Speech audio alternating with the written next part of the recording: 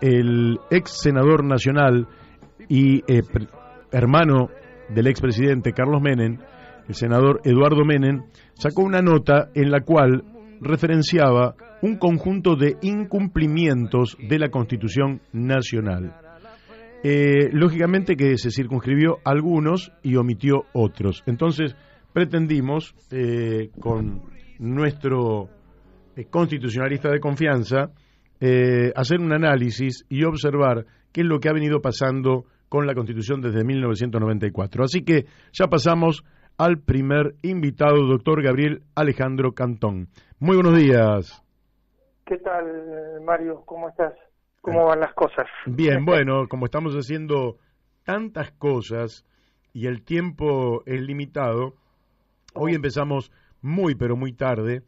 Llegamos muy tarde a la radio, a pesar de que empezamos a trabajar muy temprano, de manera que, bueno, el tiempo lo tenemos bastante comprimido, pero tenemos hasta ahí 55 para charlar con cierta tranquilidad y lo que haya que completar lo haremos en una próxima entrevista. Bueno, Alejandro, el senador Eduardo Menem ha señalado un conjunto de incumplimientos de la Constitución Nacional, pero omitió otros.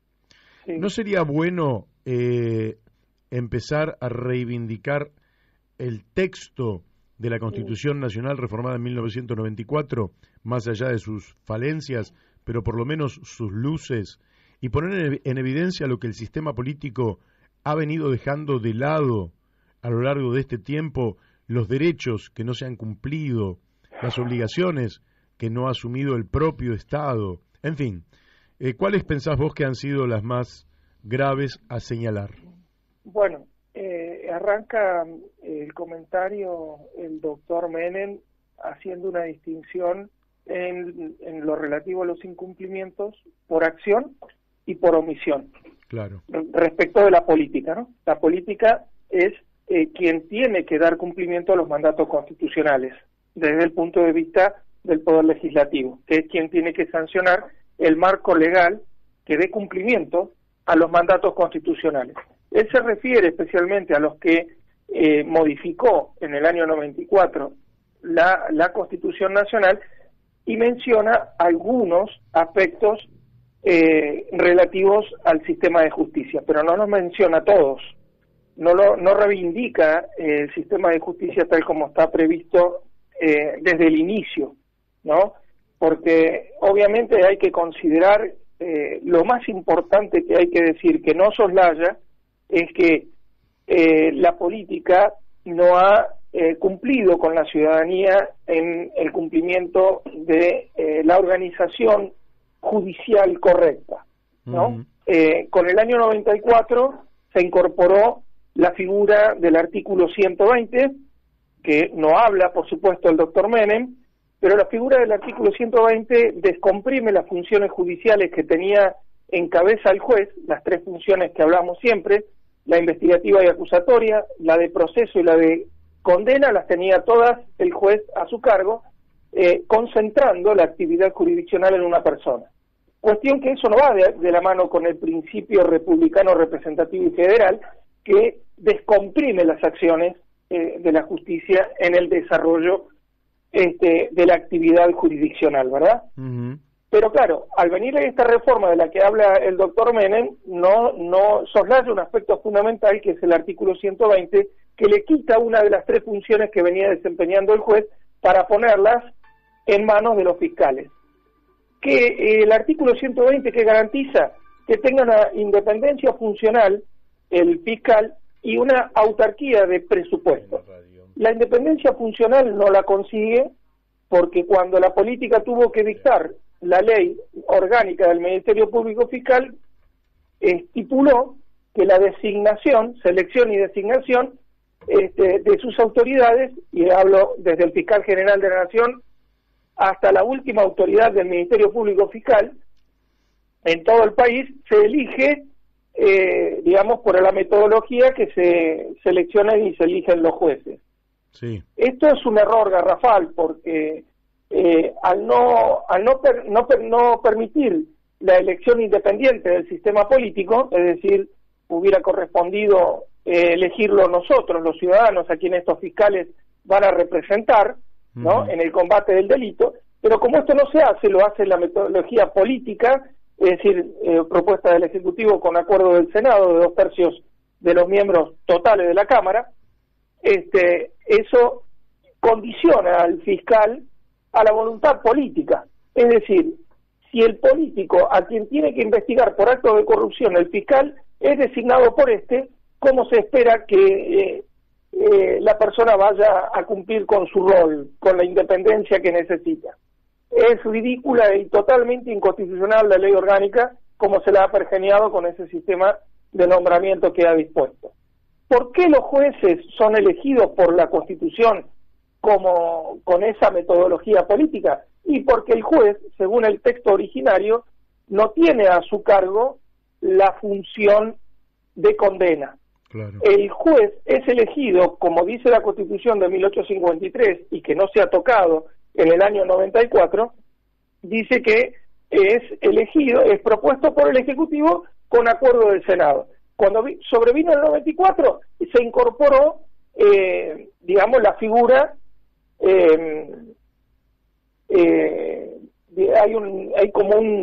ahora no me sale el nombre, es una comisión revisora de esas designaciones, ¿no? Entonces, el Consejo de la Magistratura me refiero, ahí sí. El Consejo de la Magistratura es creado para revisar la lista que propone el Ejecutivo antes de ser enviada al Senado para ser aprobada. Claro. Esa labor de selección de magistrados está correcto si es que el magistrado va a desempeñar funciones de proceso nada más. ¿Qué quiero decir con esto? Que las tres funciones de justicia que están previstas en la Constitución Nacional, y de eso no habla tampoco el doctor Menem, es que tenés la función de investigación y acusatoria a cargo del fiscal con el artículo 120. Y las funciones de condena o de asignación de responsabilidad civil, penal, laboral, de la materia que fuera, está a cargo de un jurado, claro, de civiles, no de un juez. Entonces, ¿al juez qué le queda? ¿Qué función le queda? La de proceso, la de custodia del debido proceso y del derecho de defensa y juicio de aquellos que son sometidos a la jurisdiccionalidad. ¿Correcto? Correcto. Esto él no lo soslaya completamente, claro, porque, prevé en su texto o tacha de inconstitucional muchas de las leyes que se han, construido para dar cumplimiento a muchos de los mandatos de la reforma del 94, pero en lo que se refiere al control de constitucionalidad que se efectuaría si tuviéramos fiscales independientes o si tuviéramos un jurado de ciudadanos que atribuyeran la responsabilidad, o sea, la culpabilidad o inocencia sobre un ilícito que le es imputado a una persona, es decir, el juzgamiento por sus pares, como está previsto en la Constitución, nosotros tendríamos un juez elegido por el sistema político, pero que es custodio del proceso, claro, nada más que eso. Entonces, el resto de los funcionarios del Poder Judicial podrían actuar con la independencia que reclama el 120 para los fiscales y con la objetividad e imparcialidad que podría hacerlo un jurado cuando determina en sus veredictos la responsabilidad por un hecho ilícito. Entonces, en ese contexto que te estoy describiendo, es el que dice la Constitución. Ahora, la reforma del 94 no ha modificado ese sistema de justicia. Sin embargo, nosotros tenemos la reforma judicial que se ha previsto para la faz, federal, esa única competencia federal, se ha incorporado la función del Ministerio Público Fiscal investigando y acusando. Pero no cumple con el mandato constitucional tal como te lo he descrito, porque eso es solo una parte. ¿Correcto? Ahora, él también, eso yo lo tengo claro y vos lo tenés muy desarrollado. Ahora, hay otras cosas, hay cosas interesantes igual de las que dice, ¿no? Por ejemplo, el tema de la acción de amparo. Bueno, la acción de amparo estaba reflejada en una ley específica que bueno, salió del Congreso.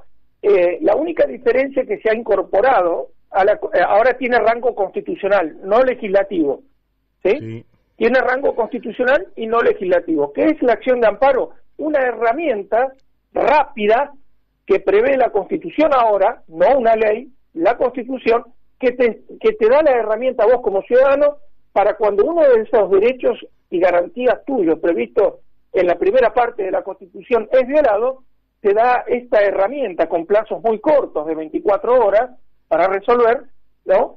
Que vos puedas restituir tu quebranto ocasionado por la acción ilícita, el quebranto de tu, digamos, ejercicio pleno de esa claro. Garantía y que se ha usado mucho en el constitucional, tema, ¿correcto? En el tema ambiental es muy importante. Otra cuestión que no ha sido, y en eso voy a coincidir con el doctor Menem, que no ha sido debidamente reglamentada esa cuestión. La cuestión ambiental, fundamental, un avance muy importante se ha hecho en ese punto al incorporarlo al texto de la Constitución, ha sido muy importante eso, que no se ha desarrollado como debiéramos. Por ejemplo, el desarrollo de los combustibles, digamos, alternativos, que empiezan ahora a tener en el mundo mayor proyección.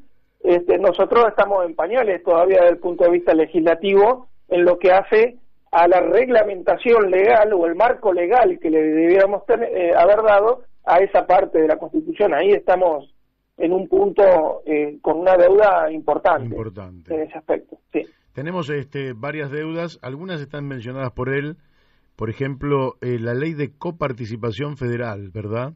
Que realmente es una vergüenza. Y quienes habitamos la provincia de Buenos Aires en particular, porque en realidad la coparticipación ha perjudicado en particular a la provincia de Buenos Aires, y esta no ha podido participar en una ley en la cual lógicamente tienen que estar de acuerdo los 24 distritos, que es lo mismo que decir nunca habrá ley. ¿Cómo se puede superar esta contradicción? Porque es como decir, asumir a un presidente si saca el 100% de los votos. Bueno, ahí no tendrías nunca un presidente. Claro, es una pregunta muy buena, Mario. Lo que pasa es que tendríamos que ser todos los argentinos constitucionalistas. Y cuando somos capacitados a nivel educacional medio, desde el secundario, se debiera aprender el texto correcto. ¿Por qué? Porque el propio Eduardo Menem menciona en su nota el artículo 75, sí, inciso 2, ¿correcto? Sí. Ahí en ese inciso 2, segundo párrafo, exhorta la Constitución al Congreso para que dicte un mecanismo legal automático para remisión de los fondos a todas las provincias, en la proporción que estipula la propia Constitución, en la proporción de participación en el PBI. Quiere decir que en la participación que tiene el Chaco respecto de la recaudación federal, ese porcentaje tiene que retornar a la provincia de manera automática. Pero esto vos sabés que en los hechos no ocurre así. Esto ha sido siempre una billetera económica que ha utilizado el gobierno central para presionar a los gobernadores que no fueran de el mismo signo político. ¿Qué quiere decir? Que si yo no sos una provincia gobernada por el peronismo, no te doy los fondos. Y así es como se ha construido una deuda enorme con la provincia de Córdoba, que nunca ha sido peronista o la mayoría del tiempo no lo ha sido. Entonces, esa deuda ancestral que se ha generado con muchos años del manejo discrecional por parte del presidente de esos fondos coparticipados, porque justamente no está dado el marco legal por el Congreso que se debiera dar. Entonces se hace lo mismo y te voy a introducir en otro aspecto que soslaya, que menciona Eduardo Menem, que es con los DNU. Sí. ¿No? Que ahí tenemos que decir... DNU son decretos de necesidad y urgencia. Claro, los decretos de necesidad y urgencia, que en la Constitución está clarísimo, ¿no? Que los decretos de necesidad y urgencia son una de las dos posibilidades de ejercitar funciones legislativas del Poder Ejecutivo, ¿sí? La otra es reglamentaria, es disponer de los fondos y de las, digamos, armar ese reglamento para disponer de los organismos, crear los organismos pertinentes para el cumplimiento de las normas que salen del Congreso. Pero yendo al DNU, es muy claro que el artículo 28 y 29 dicen que las facultades legislativas son indelegables. Y sí, cualquier error que se comenta al respecto es insanable, dice el artículo 29, ¿correcto? Sí. Bueno, pero después de la reforma del 94, de la que habla el doctor Menem, se incorporó el artículo 76, que le da al Ejecutivo la otra función, que es legislar en emergencia. Pero esa emergencia tiene que ser dictada por ley. Quiere decir que el marco regulatorio para administrar la emergencia se la tiene que dar el Congreso. Así es. Sobre el cual debe moverse el presidente para administrar la situación de emergencia que es declarada por el Congreso. Y después de finalizado ese plazo concreto que le debe dar la ley, él le tiene que rendir las cuentas al pueblo argentino representado en el Congreso. ¿Vos has visto vos que algún presidente lo haya hecho? Bueno, en general me parece que los DNU que utilizan el Poder Ejecutivo, tendrían que ir a la comisión bicameral. Correcto. Que es la que avala o no. Lo que pasa es que si la comisión... Ahora con la reforma del 94 lo tiene que analizar la comisión bicameral, correcto. Pero la legislación que ha decretado la emergencia, ¿estipula un plazo determinado? Las legislaciones que decretan las emergencias por experiencia, sí, por 90 no días, contemplan lo previsto en el artículo 76. Es decir, yo te tengo que decir a vos, presidente, que te delego por un tiempo determinado las funciones y para una tarea específica. Correcto. Te lo tengo que decir, ¿no? Así y es. Eso, las legislaciones que han habido en ese punto no fueron dictadas con los preceptos, digamos, observando los preceptos exigidos por el artículo 76. Y nunca se ha recibido las rendiciones de cuentas pertinentes, ¿no? Y tan equivocados estamos en ese aspecto, que el Congreso no tiene derecho a recibir rendiciones de cuentas de nadie, ni que el presidente deba darnos a nosotros explicaciones de lo que hace con la función legislativa. Eso está tan aprendido que incluso la Corte, en su jurisprudencia normal y habitual, dice que cuando el DNU no es aprobado en un tiempo razonable por el Congreso, adquiere obligatoriedad de forma automática. ¿Cómo vas a decir semejante barbaridad? No puede un órgano que es el máximo órgano de control de constitucionalidad decir semejante barbaridad. Si pasa el tiempo y el Congreso no la aprueba, pierde vigencia, tenés que decir. Sí, claro. No, que va a ser vigente si no es revisado. Es el mundo del revés esta Argentina, la verdad, Mario. Un DNU se transforma en una ley, claro, si el Congreso no dice lo contrario. Claro, o sea... Es un absurdo. Es un absurdo eso. Sí, es una mutación absurda. Lamentablemente el tiempo se nos fue, quizás no, sí. Porque nosotros hemos empezado tarde, pero me gustaría que continuáramos en otro momento esta conversación. No, pero y encantadísimo. Me gustaría que nos detuviéramos en otros artículos. Hay varios aspectos que nos quedan para la próxima misión, si querés, yo los preparo y lo conversamos. Sí, cómo no. Mira, hay dos que me interesan en particular. Uno es la desidia por designar un defensor del pueblo, que ya lleva 10 años. El otro, en el cual me encantaría que nos detuviéramos a analizarlo profundamente, es el artículo 14 y el 14 bis, básicamente, porque me parece que hay una cantidad de elementos que dan lugar a un análisis exhaustivo y que es un artículo que no ha tenido una ley que aclare con precisión de qué se tratan este conjunto de derechos que están allí. Bueno, es el marco regulatorio, y dejo prendido el tema, encendido en llamas, cuando lo relaciono con la reforma laboral y previsional que han querido siempre promocionar desde los distintos gobiernos. ¿Es necesaria? Sí, porque esos artículos que mencionás necesitan el marco regulatorio del Congreso, digamos, con forma de código, como si tienen otras materias como penal, civil. ¿Correcto? Correcto. Bueno, Gabriel Alejandro Cantón, te agradecemos muchísimo el aporte que nos has hecho respecto de una nota aparecida en el diario Clarín, escrita por el ex senador Eduardo Menem, que pone en evidencia que en la Argentina la Constitución, en buena parte de lo que dictamina, no se cumple. Y me parece que tener conciencia de que no se cumple es como decir, si tenemos que reiniciar el juego, ¿no? Como cuando se hace con la computadora, empecemos por cumplir con la Constitución Nacional. Por hoy te agradecemos, te mandamos un fuerte abrazo. Gracias, Mario. Una última reflexión les dejo. No se puede pensar en armar un país que tenga la capacidad de solucionar sus aspectos coyunturales sin seguridad jurídica. No cumplir con la Constitución no te garantiza tener seguridad jurídica. Sin eso no podemos construir una nación que tenga proyección, estabilidad, previsibilidad y todo lo que nosotros necesitamos para generar confianza. Muy bien. A la audiencia. Bárbaro. Bueno, vamos a la tanda de la radio y después volvemos.